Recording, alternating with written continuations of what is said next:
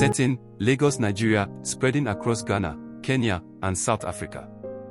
Based on real techniques used in African targeted crypto scams. In mid-2024, Telegram channels and Facebook groups across Africa exploded with news of an exciting new airdrop. A token called KwameCoin, supposedly built on the Binance Smart Chain, promised $200 KWC tokens, worth $100 just for registering, and an extra 50 tokens for every referral. Their slogan: Africa's first crypto for the people, by the people. It sounded like Pan-African pride. It sounded like a revolution. It sounded legit. Thousands of young Africans jumped in. KwameCoin didn't look like your average scam. It was polished, strategic, and culturally intelligent. From the outside, it appeared to be a legit, proudly African crypto project, designed to democratize finance for the continent. Every detail was crafted to build credibility and urgency. A beautiful, functional website, KwameCoin.Africa. The website was sleek, mobile-optimized, and filled with animations and bold Pan-African colors: green, black, red, and gold. It had a countdown timer for the airdrop deadline, a live token tracker, and even an interactive map showing registered users from cities like Nairobi, Lagos, Accra, and Kigali. Visitors were welcomed with professional taglines like KwameCoin, powering Africa's rise through DeFi. Join 1 million early adopters and unlock the future of money. They even had a fake chatbot powered by AI, responding to user questions in real time. White paper full of technical jargon. The 23-page white paper used complex crypto terms, layer 2 scaling, zero-knowledge proofs, DAO governance, tokenomics modeling, to overwhelm readers into trust. Most people didn't understand it, but the language sounded legit. It promised a lending platform for unbanked Africans, partnerships with mobile money providers like M-Pesa, yield farming protocols with risk-free staking. None of it was real, but it felt futuristic and empowering. Active social media presence. KwameCoin maintained a Telegram channel with over 80,000 members. A Twitter account tweeting hourly with #CryptoForAfrica. A Discord server filled with admins answering questions. Facebook and Instagram ads targeting young Africans with phrases like, "Why let the West control Web3? Let's build our own future." They even organized fake AMA sessions, where founders answered pre-planned, generic questions while avoiding anything too technical. Fake media coverage. The scammers cloned popular African media sites like TechPoint Africa, Post Nigeria, and Business Daily Kenya, replacing logos and domains with minor spelling changes, like postafric.com instead of post.africa. On these sites, they posted fabricated interviews with the so-called CEO of KwameCoin, claiming partnerships with Flutterwave, the African Union Innovation Fund, Binance Labs, completely untrue. Screenshots of these interviews went viral on Twitter and WhatsApp, feeding the hype. Fake founders with African names. On the site's About Us page, they listed a team of supposedly African blockchain experts, complete with profile pictures stolen from real tech professionals on LinkedIn.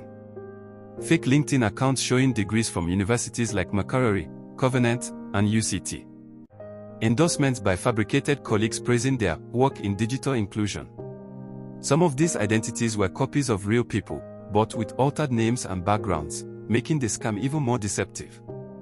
Claims of institutional backing. The KwameCoin team claimed to be funded by a mysterious South African VC firm called Ubuntu Digital Capital, which, upon investigation, didn't exist. They said they were in talks with Kenya's Ministry of ICT and had received supportive signals from Nigeria's SEC for a Pan-African crypto initiative.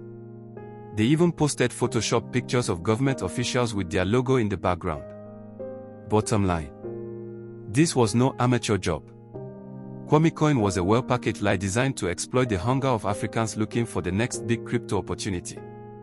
It preyed on cultural pride, lack of regulation, digital inexperience, and the promise of financial liberation.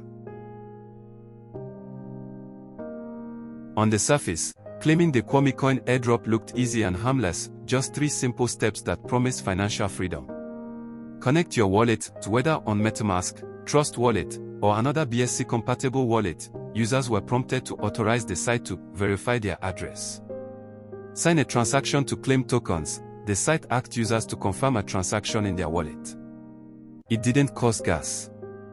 It didn't send crypto. It just asked for permission to interact with the token contract. Share the referral link to 10 friends. To activate the full bonus, users were told to help KwameCoin go viral by sharing a referral link in their Telegram groups or WhatsApp status.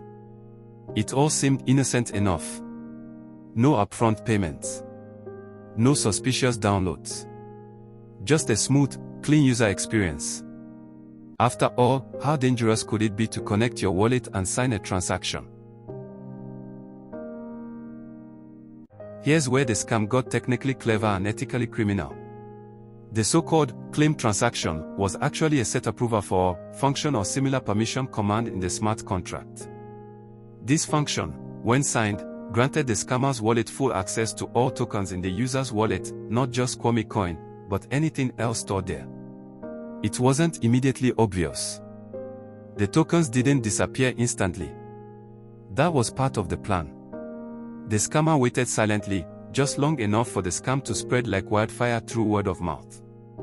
Then, in less than 24 hours, a wallet draining script activated. One by one, wallets were emptied. USDT, BNB, and ETH, the lifeblood of most African crypto traders, vanished. Popular tokens like Cake, Shiba, Doge, and Sand were removed and sent to the scammer's master wallet.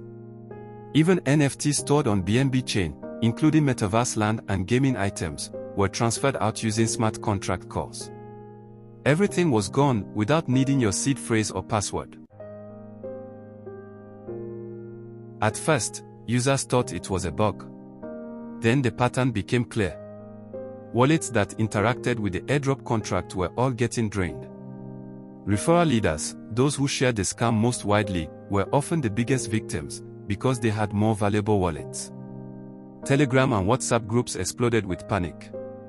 I just lost everything. My BNB is gone and I didn't even trade. This has to be a hack, right? But it wasn't a hack. It was a permission-based exploit, and the worst part. The users themselves approved it. Low gas fees on BSC made it easy to scale the scam. Africans' hunger for opportunity made people lower their guard. Referral hype triggered FOMO, fear of missing out, clouding judgment. Smart contract permissions are rarely understood by non-technical users. In the end, thousands of wallets were compromised. No password stolen. No phishing emails. Just a smart contract and blind trust. By day 7, the once vibrant buzz around KwameCoin went eerily quiet. The Telegram group, which had ballooned to over 80,000 eager users, suddenly froze. No admins replying. No announcements. Just pinned messages from days earlier, now flooded with panic and heartbreak. Then, the Twitter handle vanished, profile deleted, all tweets wiped clean like they never existed. Users refreshed the page hoping it was a glitch. It wasn't. The website, KwameCoin Africa, no longer showed the sleek interface or airdrop countdown. Now, it redirected to a blank white screen, as if mocking every person who had once believed in the project. The founders, who once hosted AMA sessions and shared motivational quotes, were gone. Their LinkedIn profiles disappeared, Telegram usernames changed, and every piece of digital identity they had crafted dissolved into nothingness. Attempts to track the so-called Ubuntu digital capital led nowhere. No office. No board. No VC fund. Just a beautifully faked narrative that had sucked in over $1.4 million USD in value from people across the continent. These weren't just losses on a blockchain explorer. They were real sacrifices, real lives altered. In Enugu, Nigeria, a university student named Chimobi had saved 0.5 ETH over 8 months from freelance gigs and petty crypto trades. It was meant for buying a laptop, his lifeline for school. It was gone in seconds. In Soweto, South Africa, A young stay-at-home mom had converted her child's school fees into USDT, hoping to double it through KwameCoin's staking feature. Now, she had nothing to send to the school.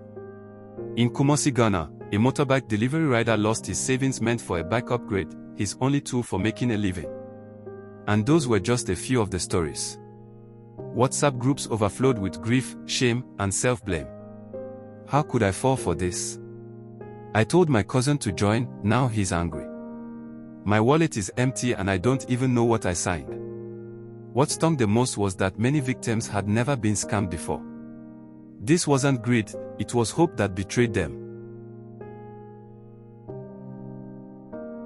For thousands, KwameCoin left more than just empty wallets, it left deep emotional scars. The feeling of betrayal, the loss of trust in the crypto space, and the self-doubt that followed. It wasn't just about money. It was about dignity. And for some, it became the reason they gave up on crypto altogether. But for others, it sparked a hunger to learn, to understand, and to make sure no one around them ever fell for the same trap again. Scammers are exploiting Africa's growing hunger for crypto freedom and wealth. They speak our language. They copy our culture. They wear digital marks of empowerment while harvesting ignorance. Here's how to avoid getting scammed by fake airdrops. Never sign unknown smart contract permissions just to receive free tokens. Check token contract on BSCScan or Etherscan for verified code and transactions. Ignore projects that ask you to connect wallets immediately or ask for gas fees upfront. Avoid referral loops. Real airdrops don't require spamming 10 friends to unlock tokens. Use a burner wallet when testing new airdrops, never your main wallet. KwameCoin didn't just vanish from the blockchain, it left behind a haunting story that traveled faster than the scam itself. Screenshots of drained wallets, voice notes of people sobbing, and warnings typed in frantic caps flooded WhatsApp groups from Lagos to Nairobi, Accra to Johannesburg. In Nigeria, a Telegram group once used for sharing juicy new airdrops, renamed itself Crypto Survivors NG and began hosting weekly safety chats. Kenyan traders started forming wallet safety groups, helping each other decode smart contract permissions and use tools like revoke.cash. Ghanaian influencers who once hyped the airdrop posted public apologies, and began producing content about wallet hygiene, rug pulls, and DeFi red flags. The scam created trauma, but it also sparked transformation. Young Africans who once chased free money started asking tougher questions. What's the utility of this token? Has this contract been audited? Who really owns the project wallet? What rights am I granting by clicking approve? Even more powerful, a few developers who lost funds to KwameCoin began building open-source tools that help scan suspicious smart contracts. Out of their loss, they chose to protect others. The KwameCoin disaster began a shift across Africa's crypto space, from hype-driven adoption to security-first participation. Where greed once opened doors to exploitation, greed began building firewalls. Where blind trust once led users to click and hope, critical thinking became the new currency. Crypto literacy was no longer just about learning how to trade, it became about how not to get played. KwameCoin became the ghost story told to every new crypto user who joined the African digital economy. But unlike most ghost stories, this one had a purpose. It reminded the community. In crypto, the more you rush, the more you lose. In Web3, freedom without wisdom is a trap. It wasn't just a tale of loss. It was a warning turned into wisdom.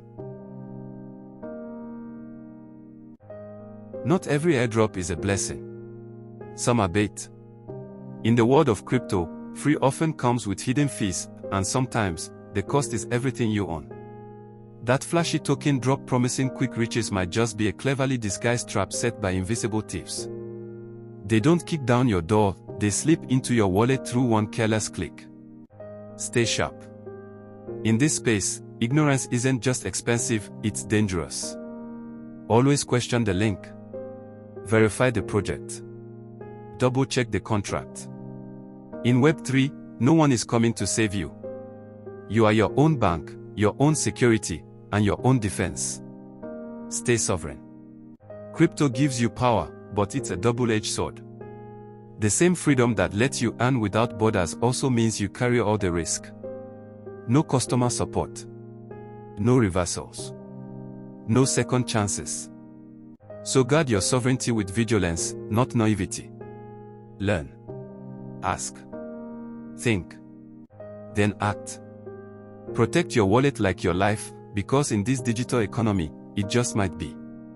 For many in Africa, that small balance in a crypto wallet is the dream. It's savings.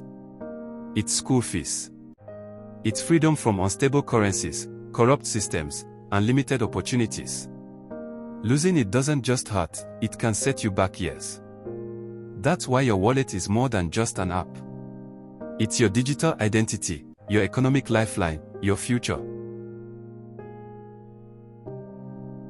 Crypto can change your life. But only if you don't let a scam change it first. So take a breath before you click. And when in doubt, don't connect. KwameCoin wasn't just a scam, it was a warning. A reminder that in this digital gold rush, the wolves wear suits, and the traps come disguised as opportunity. Don't let their story become yours. Subscribe to this channel right now. We break down real scams and expose digital traps before they catch you. Like this video if you believe awareness can save lives and livelihoods. Turn on notifications so you're the first to know when the next crypto scam is unfolding. And most importantly, share this story. On WhatsApp. On Telegram. In your crypto groups. Because someone you know is about to click the wrong link, unless you stop them. Let's build a smarter Africa. One story, one wallet, one truth at a time. Stay sharp. Stay sovereign. Stay safe.